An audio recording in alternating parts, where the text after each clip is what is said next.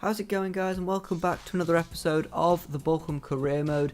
This is episode number 14 and we're going to get straight in to the main game of today's episode against RB Leipzig. Obviously we take on the Bundesliga opposition at home, which is quite good. I was sort of looking forward to this. You can see we put forward quite a full strength lineup after the thrashing of Nuremberg, and Leipzig are putting forward a very strong lineup. 5 at the back though, so very defensive. I was actually a little bit worried that we were going to dominate possession and dominate everything. It wasn't quite the case, but we definitely got off to the better start as we worked the ball in, forcing a good save from the Hungarian international Gulacki. That didn't mean that Leipzig weren't in the game.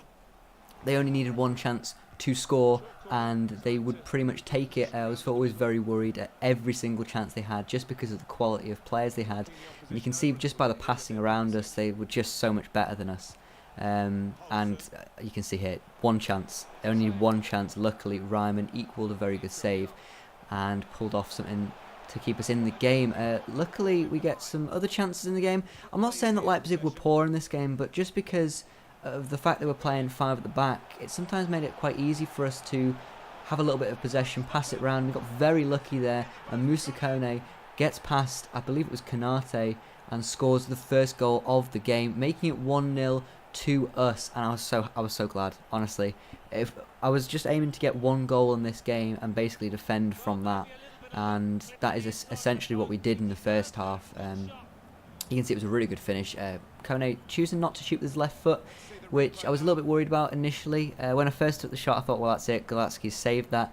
But actually it probably caught the goalkeeper off guard a little bit and got into the back of the net, hitting off the, I think, far post there. So wasn't to say that Leipzig weren't going to die trying to get back into this game. As you see, Sabitzer coming very close from a free kick. As I said, one chance is all they need. And they actually had the better of possession and the better of the shots. But they weren't really the best shots. They were sort of speculative shots. Obviously, we don't have the best goalkeeper, but, you know, I think it was a little bit insulting. They were expecting to score just from random shots. We do get another chance here. Luckily, it was blocked by their defender. And we get one final chance. They were really poor in the second half, to be honest. Gonvula gets lucky, gets the ball into Kone, and another good save by the goalkeeper. That was the end of the game, though. Leipzig were pretty poor in the second half. They just seemed to lose all sort of motivation, and maybe they were focusing on the league a little bit. I don't know. They just weren't great in the second half. As you can see, there's no more shots in that second half. Still the 8 and 4 shots there. So yeah, I think we were definitely the better team in the second half and deserved to get through. Robert Tescher getting man of the match, showing how crucial he has been to us this season. And I think he dominated midfield, to be honest, in that second half. He was just fantastic. He was cutting out balls from Leipzig, making sure they didn't get past us. And as I said, they just didn't break us down in the second half well enough to get another chance. And that is, I mean, we were the better team, as I said there. We were just the better team, and we did well to get through. Moving into some of the menus, we get the tournament prize money, and Gamboa is back from injury, so that's giving it our Korean left back a little bit of competition in that spot. And as you see, we get FC Bayern Munich in the final. A little bit worrying. I don't think we're going to win that game. They just have too much quality. You can see that they just about beat Dortmund. They could have beaten them quite comfortably, and Dortmund got a consolation goal at the end. But 2 very close semi-finals, it would appear. So hopefully it'll be a good final. That will be in 2 episodes' time. It will be the only game in the final episode of the season, where it'll just be a bit of a roundup episode where we'll play that game and just have all of the sort of final bits of the season, renewing contracts, possibly signing someone on pre-contract. So hopefully you're looking forward to that. I have already played it. I'm obviously not going to give any spoilers to the outcome of the game, but I'll just say you're in for a interesting final, let's just say that. Going into the next game against Osnabrück. Now, we have beaten this side, I believe, before in the league. I think this was just before the winter break. We obviously have played everybody now at this point of the season.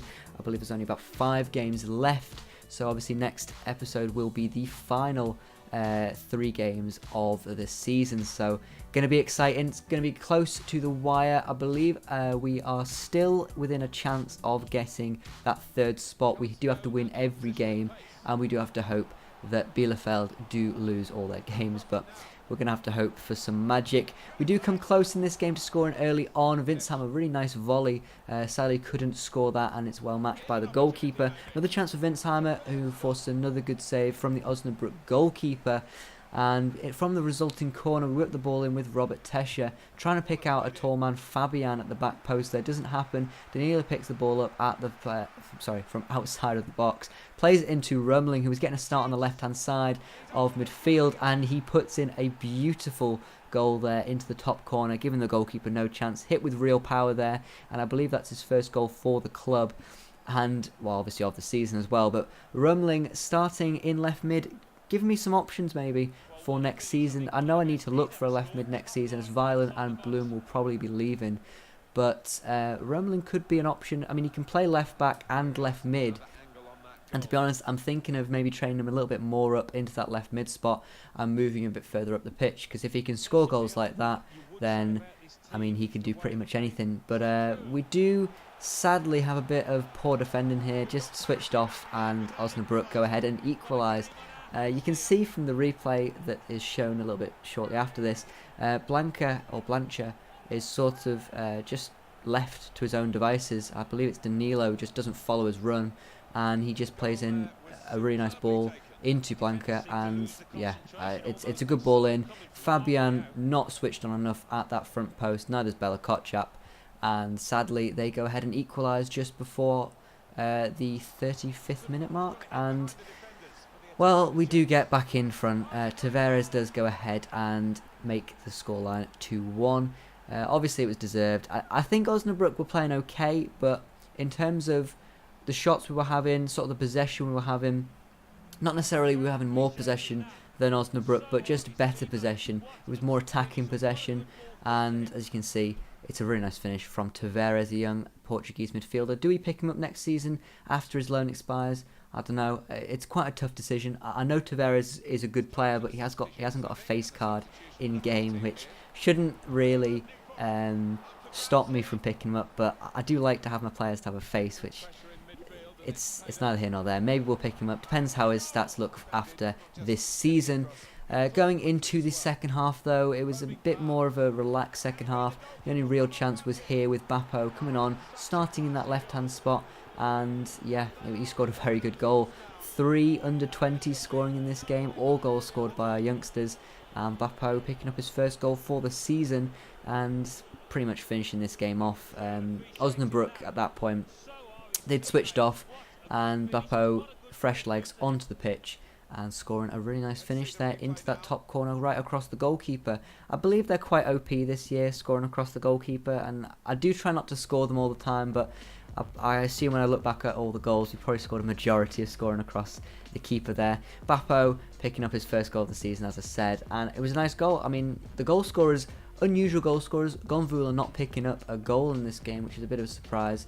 But again, the main man, Robert Tescher, getting an 8.5 and picking up man of the match for this game. So overall, we were sort of on target to at least finish in the top spots of this division. I don't think we were necessarily going to get any higher than where we were. I think 5th or 4th was probably the highest position we could finish realistically. Obviously, mathematically, we could still push into that 3rd spot, but it would rely on a lot of teams losing.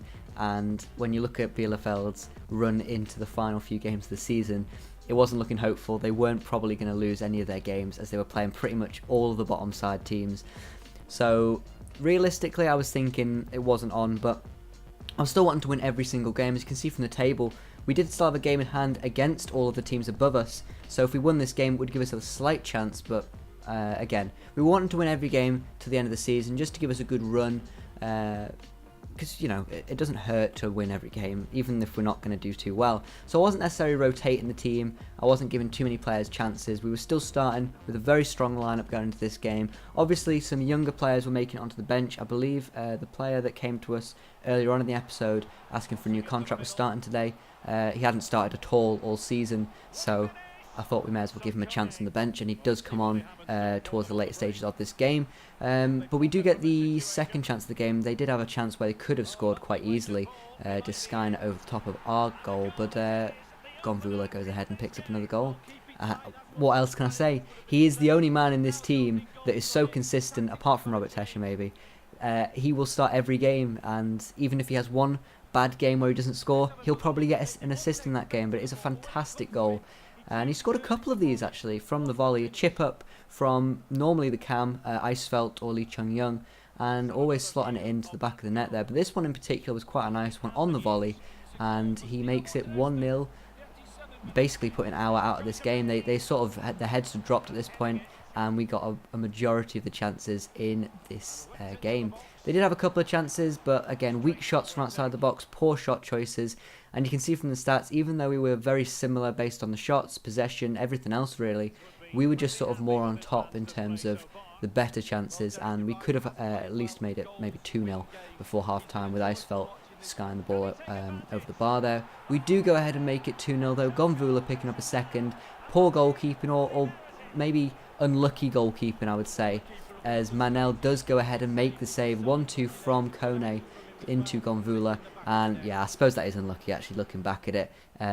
He manages to deflect it into the top corner of his own goal, and unlucky from our, but again, as I said, at this point their heads are dropped, and Gonvula sadly not picking up a third goal in this game, as it was some very good goalkeeping and decent defending towards the end there.